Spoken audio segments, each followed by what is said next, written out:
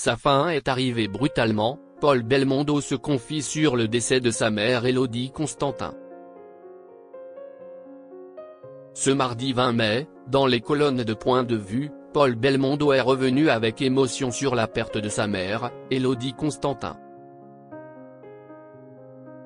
Un deuil encore vif pour le fils de Jean-Paul Belmondo, qui peine à tourner la page. Ce 20 mai, dans les pages de Point de vue, Paul Belmondo a brisé le silence sur l'un des drames les plus marquants de sa vie, la disparition de sa mère, Élodie Constantin, décédée le 13 septembre 2024. À 62 ans, l'ex-pilote devenu comédien confie vivre toujours avec ce manque immense.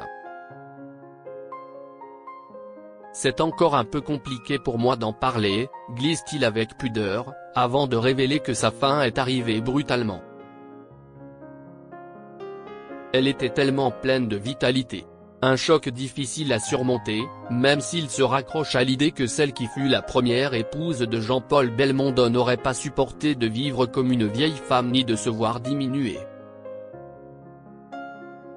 En effet, l'AVC qu'il a remporté, selon Le Figaro, est survenu quelques semaines avant son décès. Depuis, Paul Belmondo partage ponctuellement des souvenirs d'elle sur les réseaux sociaux, comme ce 18 avril où il a publié une série de clichés touchants.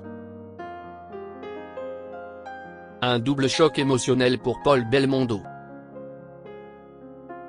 Aujourd'hui, Paul Belmondo garde en tête certaines images de sa mère, comme sa joie de vivre.